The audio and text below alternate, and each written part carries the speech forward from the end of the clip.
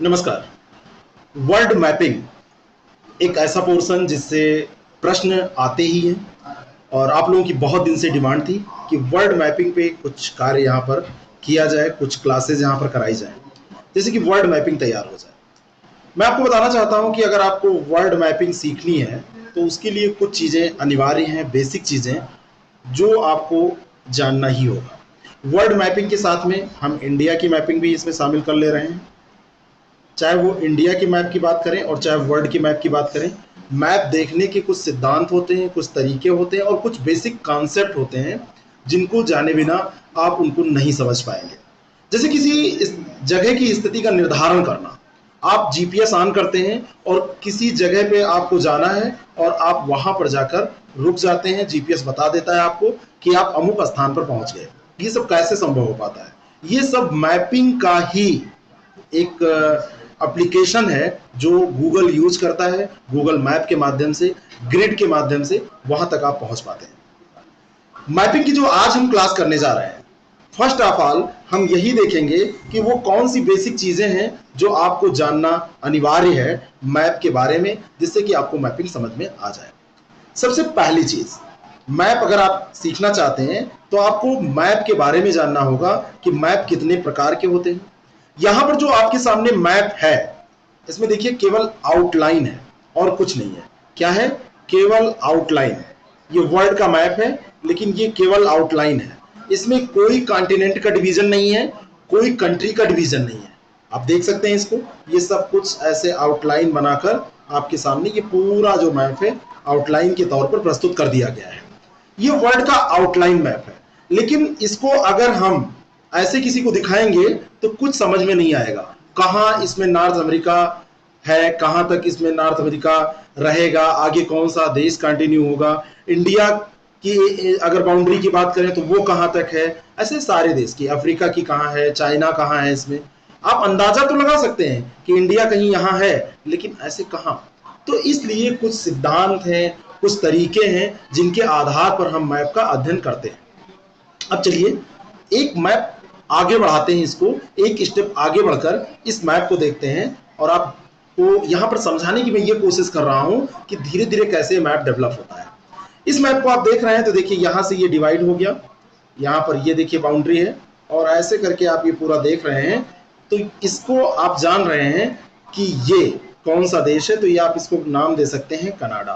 क्योंकि कनाडा इसलिए आपने दे दिया क्योंकि पहले भी आपने ये मैप देख रखा है। थोड़ा सा इधर आप बढ़े और यहां पर आए और यहां पर आपने इसका नाम दे दिया इंडिया। कोई शक? इंडिया है ये। यहां पर आप पहुंचे और आपने इसको देखा और आपने कहा ये ग्रीनलैंड है। यहां पर आप पहुंचे और आपने इसको कह दिया ये चाइना है। ये आप कैसे कर पा रहे हैं? क्योंकि मैप में बाउंड्री बनी हुई है। ये जो बाउंड्री है इसी के जरिए हम जान पाते हैं कि किसी देश का एरिया कितना है। लेकिन इस मैप में एक चीज और देखिए, इंडिया तो दिख रहा है आपको, लेकिन इंडिया में यूपी कहां है, इंडिया में उड़ीसा कहां है, इंडिया में आसाम कहां है, जम्मू कश्मीर कहां है, ये आपको नहीं दिखेगा। इंडिया के बगल में पाकिस्तान जरूर आपको दिखेगा, अफगानिस्तान आपको जरूर दिखेगा, लेकिन आप उसके अंदर कितने डिवीजन है ये नहीं देख पा रहे हैं। वो क्यों नहीं किया गया? क्योंकि ये बहुत छोटे छोटे डिवीजन हो जाते हैं। ये सब आपको समझ में आ जाएगा। आज की ये बेसिक क्लास देखिए, आपको अगर ये अच्छी लगे तो आप हमको बताइए। आगे की क्लासेस जो होंगी उसको कॉन्टिनेंट वाइज या जैसे भी जहां पर जैसी जरूरत होगी उसको हम करेंगे। इंडिया की भी मैपिंग करेंगे और इसको ऐसे ही कंटिन्यू रखेंगे जिससे कि आपका डेली कुछ ना कुछ मैप में रिवीजन होता रहे। अब चलिए थोड़ा सा आगे बढ़ते हैं और उन बेसिक कंसेप्ट्स को देखते हैं जिसके जरिए हम मैप को समझते हैं। ये मैप आप देखिए, ये जो मैप है इस मैप में आपको कुछ चीजें रंग बिरंगी भी दिखाई दे रही हैं। ये बारी अभी बहुत बाद में आएगी जब इन कलर्स का मतलब आप समझेंगे। आगे के मैप में हम डिस्कस करेंगे, लेकिन इसमें कुछ रेखाएं आपको दिख रही हैं, उनके बारे में मैं आपको यहां पर बताना चाहता हूं। आपने सुना होगा एक रेखा होती है अक्षांश, है ना, जिसको आप लैटिट्यूड के नाम से जानते हैं, लैटिट्यूड। एक रेखा होती है देशांतर, जिसको आप लॉन्जिट्यूड के नाम से जानते हैं, लॉन्जिट्यूड। और एक शब्द होता है हेमीस्फीयर, है ना, जिसको हिंदी में कहते हैं गोलार्ध। इसका भी नाम आपने सुना होगा। हेमीस्फीयर के बारे में यहां पर बात हो रही है।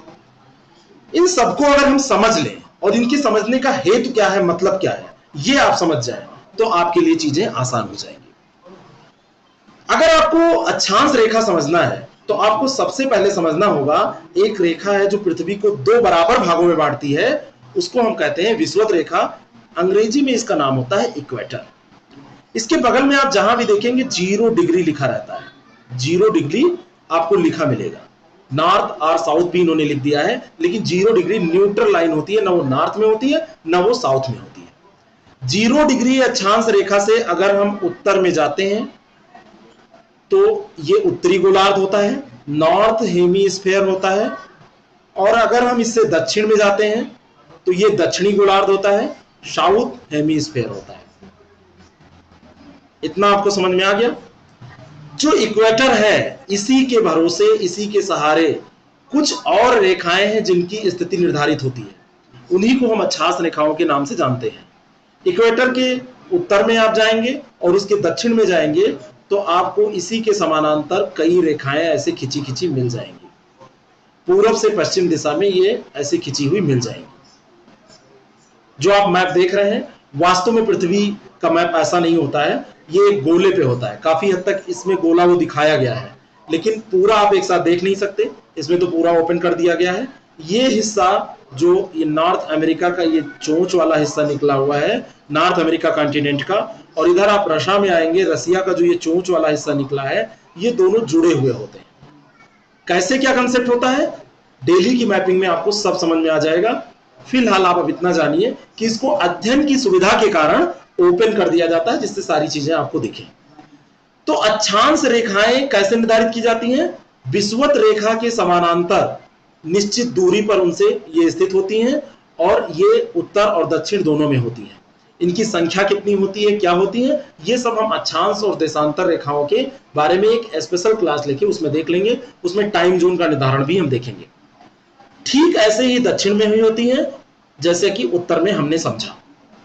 अब आप 0 डिग्री इक्वेटर से, यानी कि 0 डिग्री अक्षांश रेखा से, विषुवत रेखा से जब आप उत्तर में बढ़ेंगे तो आपको एक रेखा नजर आएगी 23.5 डिग्री, 23.5 डिग्री नॉर्थ, 23.5 इसको बोलते हैं, डिग्री में इसको लिखा जाता है। तो 23.5 डिग्री जो ये नॉर्थ है, इसको क्या कहते हैं? ये होती है ट्रॉपिक ऑफ कैंसर, और इसको कहते हैं हिंदी में कर्क रेखा। ठीक ऐसे ही जब हम दक्षिण में जाते हैं तो ट्रॉपिक ऑफ कैप्रिकॉर्न हमको मिलती है 23.5 डिग्री साउथ में, और इसको हम कहते हैं मकर रेखा। ये 23.5 डिग्री हमको कैसे पता चला? विषुवत रेखा से ये इसकी इतनी एंगल में दूरी होती है, डिग्री में नापी गई है ना, तो ये एंगल है, इतनी दूरी पर ये स्थित है। बस इतना इसमें केवल समझना है। फिर अक्षांश देशांतर अलग से हम डिस्कस करेंगे, तो इसकी जितनी भी चीजें हैं उसको हम देख लेंगे। आज केवल हम बेसिक परिचय ले रहे हैं मैप का। थोड़ा सा और उत्तर में जब पढ़ेंगे 23.5 डिग्री से, तो और ऊपर जब आप जाएंगे तो 66.5 डिग्री नॉर्थ में एक आपको रेखा मिलेगी, जिसको हम कहते हैं आर्कटिक सर्किल। क्या कहते हैं? Arctic circle. और ठीक ऐसे ही 66.5 डिग्री साउथ में जब आप जाएंगे तो आपको मिलेगा अंटार्कटिक सर्किल। इधर आर्कटिक महासागर है और इधर अंटार्कटिक महासागर है, उन्हीं के नाम पर यह सर्किल का नाम रख दिया गया है। और इसके और उत्तर में जाएंगे तो 90 डिग्री पे यहाँ पे नॉर्थ पोल मिल जाएगा, उत्तरी ध्रुव मिल जाएगा, और इसके विपरीत दिशा में यहाँ पर ये साउथ पोल मिल जाएगा, दक्षिणी ध्रुव आपको मिल जाएगा। ये तो एक बात हुई, बेसिक बात अक्षांश रेखाओं के बारे में। आगे अक्षांश और देशांतर रेखाओं की एक अलग से क्लास होगी, उसमें इनकी सारी और थ्योरी हम देख लेंगे। यहीं पे बात समाप्त नहीं हो जाती। आप एक रेखा देखते हैं, उत्तर से दक्षिण में भी खिंची हुई आपको दिखाई देती है। उत्तर से दक्षिण में जो ये रेखाएं खिंची होती हैं, उनमें मध्य में जैसे अक्षांश रेखा पूर्व से पश्चिम खिंची थी, ऐसी एक रेखा होती है 0 डिग्री देशांतर रेखा। 0 डिग्री का जो ये लॉन्गिट्यूड होता है, उसको हम प्राइम मेरिडियन के नाम से जानते हैं। इससे समय का निर्धारण होता है, उसको हम उस वाले वीडियो में देखेंगे। यहां पर हमको ये समझना है कि इसी के दोनों तरफ, ये तो बीच में हो गई, तो ये दोनों गोलार्धों को, दोनों तरफ इसके क्या पाए जाते हैं? ईस्ट में पाया जाएगा पूर्वी गोलार्ध और वेस्ट में पाया जाएगा पश्चिमी गोलार्ध। जब भारत की स्थिति की बात होती है तो भारत के बारे में हम क्या कहते हैं? किस गोलार्ध में स्थित है? वैसे तो उत्तरी है ना, उत्तर पूर्वी गोलार्ध में ये स्थित है, क्योंकि यहां पर देखिए कर्क और मकर रेखाएं तो ये है ही हैं, विषुवत रेखा और देशांतर रेखा एक दूसरे को यहां पर काट रही है। विषुवत रेखा और देशांतर रेखा जो यहां पर एक दूसरे को काट रही है, यानी कि यहां पर ऐसा ये फिगर बन रहा है, ये डिसाइड करता है कि कौन सा कॉन्टिनेंट किस गोलार्ध में है या कौन सा कंट्री किस गोलार्ध में है। मैंने आपको बताया था कि जो इक्वेटर है उसके उत्तर में उत्तरी गोलार्ध और उसके दक्षिण में दक्षिणी गोलार्ध होता है। ऐसे ही देशांतर के पूरब में पूर्वी गोलार्ध और इसके पश्चिम में पश्चिमी गोलार्ध होता है। ठीक इसी तरह जब ये वाला जो हिस्सा हो जाएगा नॉर्थ और ईस्ट वाला, तो इसको क्या कहेंगे, उत्तर पूर्वी, नॉर्थ ईस्ट उत्तर पूर्वी गोलार्ध हो जाएगा। जो वेस्ट और नॉर्थ वाला है तो नॉर्थ वेस्ट हो जाएगा, है ना, उत्तर पश्चिमी हो जाएगा। ऐसे ही ठीक यहां पर हम आएंगे तो साउथ वेस्ट हो जाएगा ये, और इधर हम आएंगे तो साउथ ईस्ट हो जाएगा। ये दिशा का निर्धारण ऐसे ही किया जाता है मैप में। उत्तर हमेशा एन ऐसे आप मान के चलिए, इसी को अप्लाई करेंगे तभी आपको उत्तर दक्षिण समझ में आएगा। हमेशा ऊपर की ओर नॉर्थ होता है, तो इसके विपरीत इधर क्या हो जाएगा, साउथ, इधर हो जाएगा ईस्ट और इधर हो जाएगा वेस्ट। केवल ये साइन लगा होता है, बाकी हम समझ लेते हैं। ठीक है, तो देशांतर रेखा के बारे में हम बात कर रहे थे कि इसने दो भागों में इसको बांटा। अक्षांश रेखाएं समान दूरी पर ऐसे स्थित होती हैं, लेकिन जो देशांतर रेखाएं होती हैं उनकी स्थिति आप देखिए, ये ऐसे ऐसे कर्व में होती है, ये ऐसे कर्व में होती है। और ऐसे जो ये कर्व बने होते हैं, तो इसमें जो अक्षांश रेखाओं के पास दूरी है वो तो ज्यादा होती है, लेकिन जब हम पोल के पास पहुंचते हैं, चाहे वो नॉर्थ पोल के पास पहुंचे और चाहे हम साउथ पोल के पास पहुंचे, इन दोनों स्थिति में दूरी वहां पर जाके कम हो जाती है। लेकिन ये देशांतर रेखाओं का जाल ऐसा पाया जाता है। अब एक प्रश्न यहां पर बनता है कि जो ये नॉर्थ और साउथ ये हेमिस्फीयर हो गए, ऐसे ही हमने ईस्ट और वेस्ट में इसको बांट लिया। एक प्रश्न आपसे ये पूछा जाता है कि कौन सा ऐसा ओशन है, कौन सा ऐसा महासागर है जहां पर दोनों ये नॉर्थ सॉरी अक्षांश और देशांतर वहां पर एक दूसरे को काटते हैं। तो ये प्रश्न आपसे जब भी पूछा जाए तो आप यहां पर ये लोकेशन ध्यान रखिए। अफ्रीका का एक लोकेशन है अफ्रीका, वहां पर ये दोनों एक दूसरे को काटते हैं। गल्फ ऑफ गिनी यहां पर पाई जाती है। ये देखिए, इसको मैं निकालकर फिर से आपको दिखा रहा हूं। गल्फ ऑफ गिनी यहां पर पाया जाता है। 1 मिनट, ये जो स्थिति ये है, यहां पर गल्फ ऑफ गिनी का ये एरिया है। यहां पर अक्षांश ये हो गया और ये देशांतर, ये एक दूसरे को यहां पर काटते हैं। तो किस ओशन में काटते हैं, ये अटलांटिक ओशन में एक दूसरे को काटते हैं। एक प्रश्न और पूछा जाता है कि कौन सा महाद्वीप है जहां से कर्क रेखा, मकर रेखा और ये विषुवत रेखा, भूमध्य रेखा, ये तीनों की तीनों गुजरती है और प्राइम मेरिडियन जो है वो भी गुजरता है।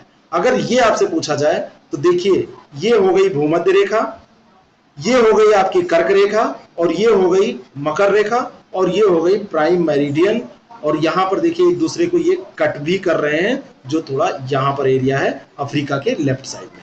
ठीक है, तो ये सारे किस महाद्वीप से गुजरते हैं, अफ्रीका महाद्वीप से ये सारे गुजरते हैं। ये तो एक बेसिक बात हो गई।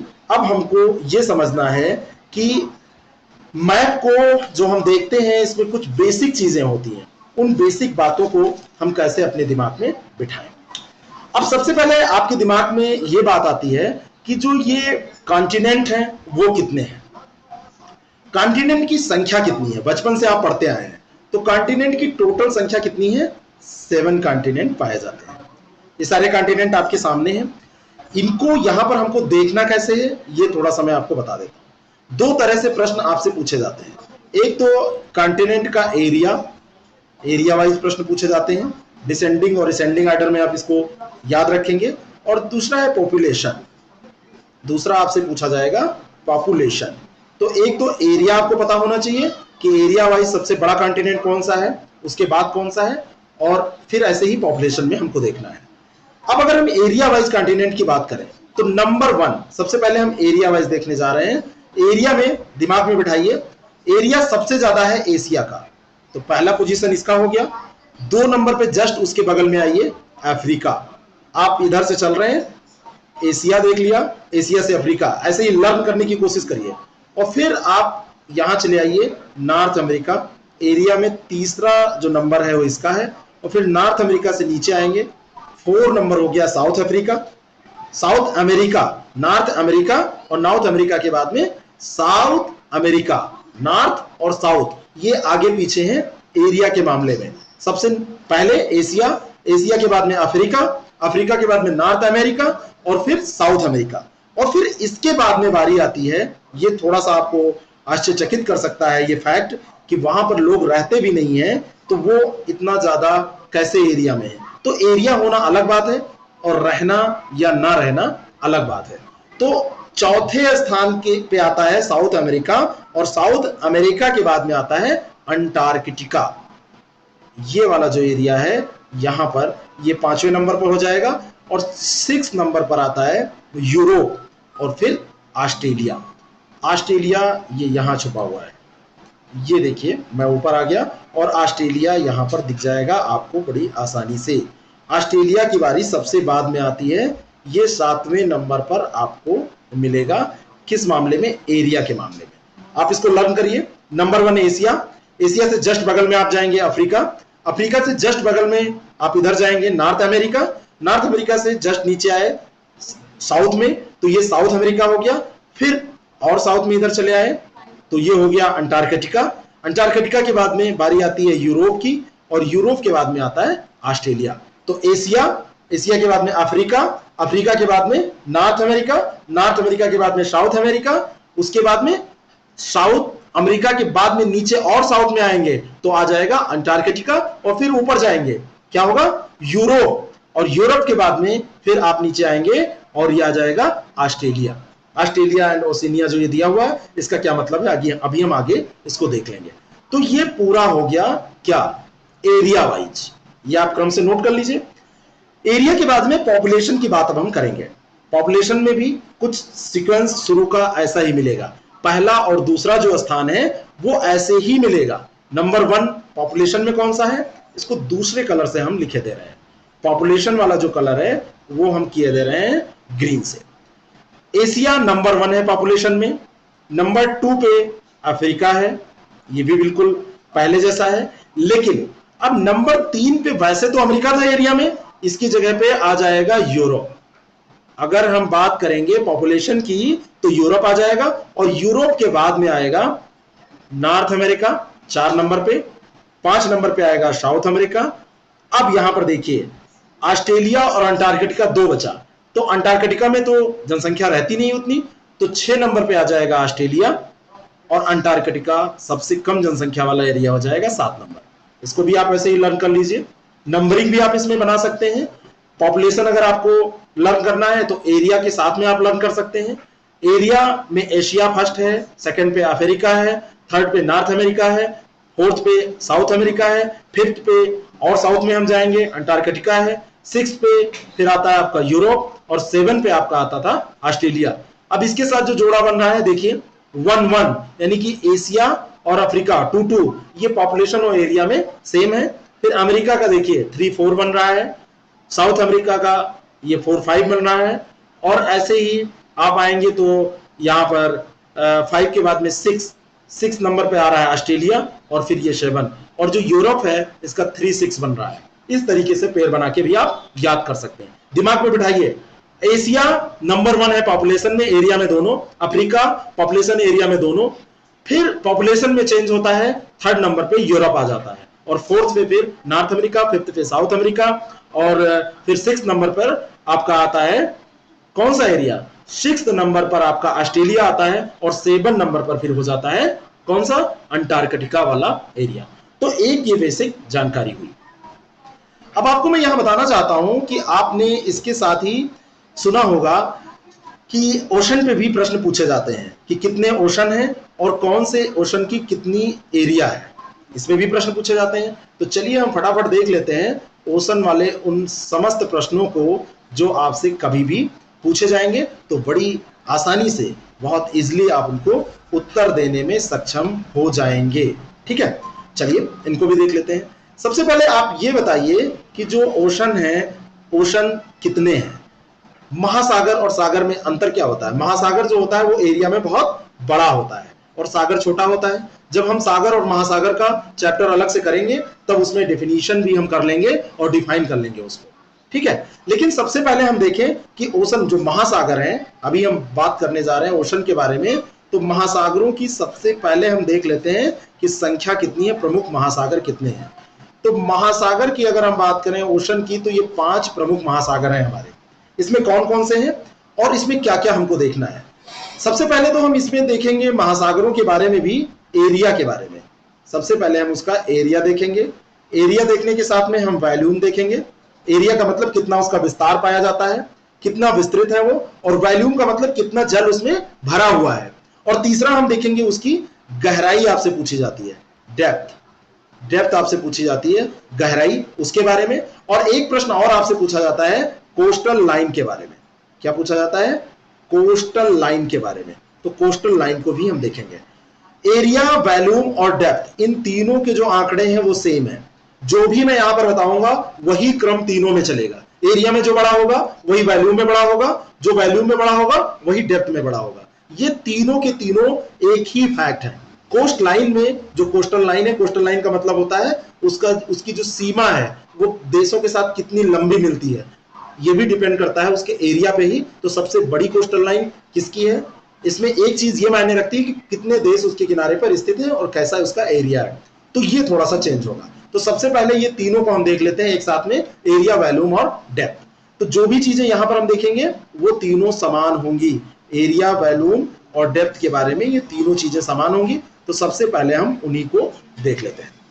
चलिए, सबसे पहले इसमें देखा जाए तो एरिया में पैसिफिक ओशियन, पैसिफिक ओशियन के बारे में आप जानते हैं, जिसको आप प्रशांत महासागर के नाम से जानते हैं। तो ये प्रशांत महासागर है। प्रशांत महासागर एरिया में नंबर 1 है। यहां पे मैंने 1 लिख दिया।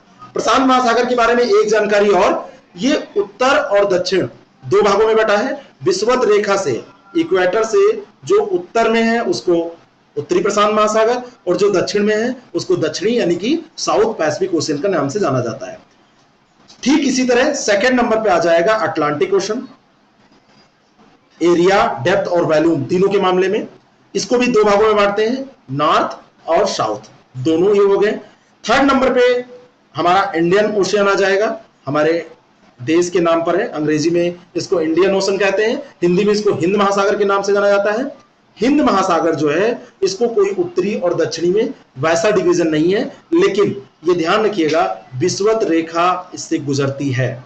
विषुवत रेखा तो सबसे गुजरेगी, अटलांटिक से भी गुजरती है और इससे भी गुजरती है, प्रशांत पैसिफिक से, और इंडियन ओशन से भी गुजरती है। देखिए ये इक्वेटर जा रहा है और ये इनको डिवाइड कर रहा है, और इंडियन ओशन में ही बंगाल की खाड़ी, अरब सागर ये सब पाए जाते हैं। ये सब हम बाद में डिस्कस करेंगे।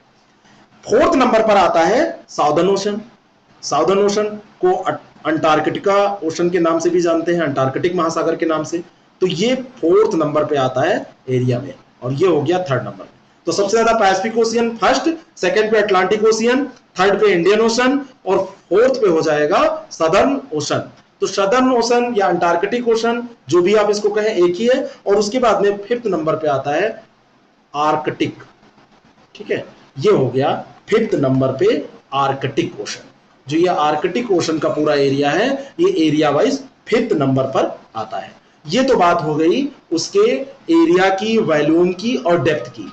अब यहां पर एक चीज और है, पैसिफिक ओशन यहां पर भी लिखा हुआ है और पैसिफिक ओशन यहां पर भी लिखा हुआ है। तो कौन सा पैसिफिक ओशन? ये दोनों एक है। मैंने आपको बताया ना कि जब इसको फोल्ड करके आप मोड़ेंगे, ऐसे ऐसे इसमें मोड़ देंगे, जोड़ देंगे, तो ये पूरा गोल हो जाएगा। तो ये पैसिफिक ओशन जाके दोनों एक में मिल जाएंगे।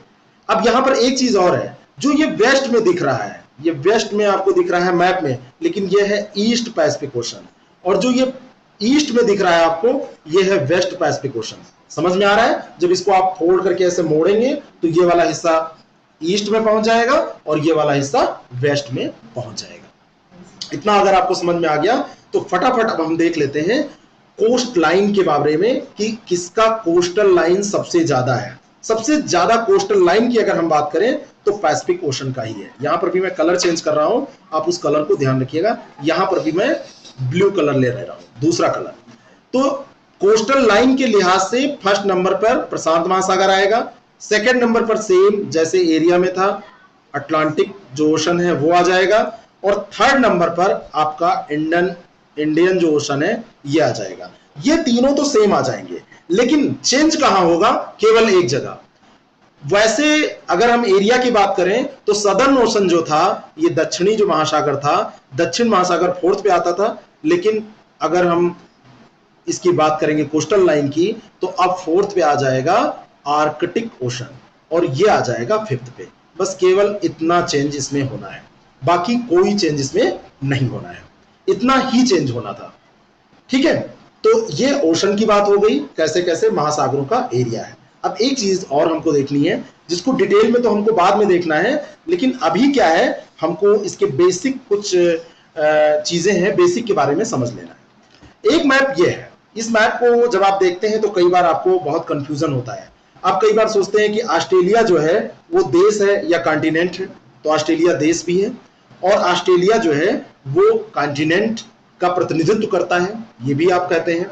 लेकिन यहां पर एक चीज जानिएगा, इसको जो ये पूरा एरिया है जिसमें ऑस्ट्रेलिया आता है, ऑस्ट्रेलिया के साथ में जो ये नियर बाई रीजन जितने भी हैं, ऑस्ट्रेलेशिया, मेलानेशिया, माइक्रोनेशिया, ऐसे पॉलिनेशिया, ये जो पूरा एरिया है, इन सबको मिलाकर क्या कहा जाता है, इनके लिए एक शब्द क्या प्रयुक्त किया जाता है, ये भी आपको जानना है। इनके लिए एक शब्द प्रयोग किया जाता है, आपने कई बार उस शब्द के बारे में आपने सुना होगा, ओशिनिया।